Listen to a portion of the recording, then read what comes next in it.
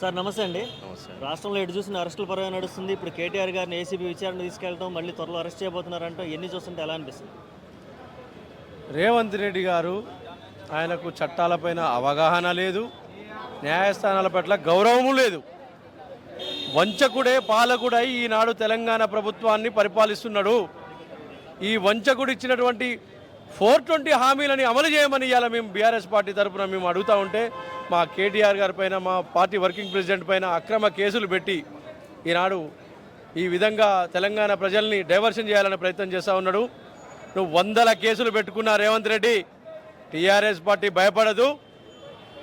ఈనాడు ప్రజల కోసం ఏర్పడినటువంటి పార్టీ టీఆర్ఎస్ పార్టీ ప్రజల పక్షాన పోరాడుతూ ఉంది. నువ్వు ఎన్ని డైవర్షన్ పాలిటిక్స్ చేసినా సార్ ఇప్పుడు ఒక మాట సార్, ఇప్పుడు ఎక్కడ నిధులు డైరెక్ట్గా కేటీఆర్ అకౌంట్లోకి పోలేదు, పోనీ ఎక్కడ మిస్యూజ్ అయితే అవ్వలేదు.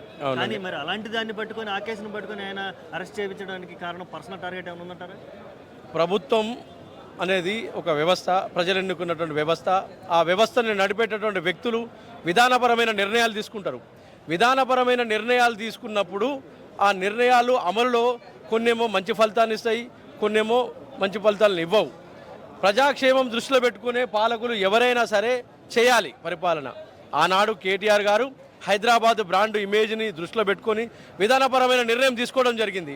అటు తర్వాత ఎలక్షన్ కోడ్ రావడం జరిగింది. ఎలక్షన్ తర్వాత ఈ వంచన ప్రభుత్వం, రేవంత్ రెడ్డి ప్రభుత్వం ఏర్పడి ఆ విధానపరమైన నిర్ణయాన్ని విధానపరమైన లోపంగా తీర్చిదిద్ది విధానపరమైనటువంటి నేరంగా పరిగణించి ఇవాళ తప్పుడు కేసు పెట్టిండు ఈ ప్రజాపాలకుడు. వంచకుడే పాలకుడు అయితే ఏ విధంగా ఉంటుందో ఈనాడు మనం తెలంగాణ రాష్ట్ర ప్రభుత్వాన్ని చూస్తూ ఉన్నాం.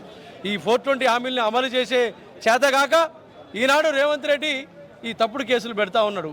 అవునండి, నువ్వు ఇచ్చినటువంటి హామీలు నెరవేర్చు. ఇచ్చినటువంటి హామీలు ఎందుకు నెరవేర్చడం లేదు? 100 రోజులు అంటావు, ఇవాళ 12 నెలలు 13 నెలలు అయింది.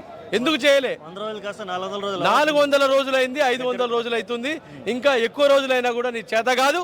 నువ్వు ఈ డైవర్షన్ పాలిటిక్స్ చేస్తూ ఉన్నావు. ఒక కేసుతోటి భయపడేది లేదు.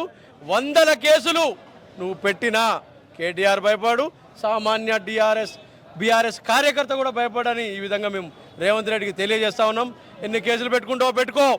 ఎంతమంది పోలీసులు పంపించినా కూడా, ఎన్ని నిర్బంధాలు చేసినా కూడా ఈ బీఆర్ఎస్ పార్టీ జనతా గ్యారేజ్ ప్రజల కోసమే పోరాడుతూ ఉంటుంది.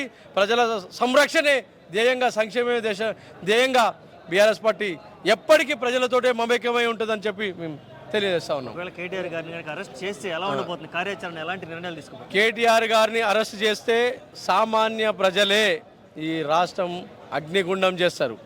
బీఆర్ఎస్ కార్యకర్తలు ప్రజల పక్షాన పోరాడతారు. బీఆర్ఎస్ పార్టీ ఈ ప్రజల కోసం పోరాడుతుంది. ఈ రేవంత్ రెడ్డి వంచన ప్రభుత్వం, వంచకుడే పాలకుడే ఇచ్చినటువంటి హామీలు ఏవైతే ఉన్నాయో హామీల కోసం ఇవాళ బీఆర్ఎస్ పార్టీ కార్యకర్తలు తప్పకుండా పోరాడుతూ ఉంటారు. కేటీఆర్ గారికి చిన్న గీత దాకినా కూడా మమ్మల్ని ఏ విధంగా బీఆర్ఎస్ పార్టీ కాపాడుకుందో, బీఆర్ఎస్ పార్టీ వర్కింగ్ ప్రెసిడెంట్ కూడా ఏదైనా జరిగితే మాత్రం రాష్ట్రంలో జరగబోయేటటువంటి హింసకు ఈ రేవంత్ రెడ్డి బాధ్యుడని మేము హెచ్చరిస్తా ఉన్నాం. Okay, thank you.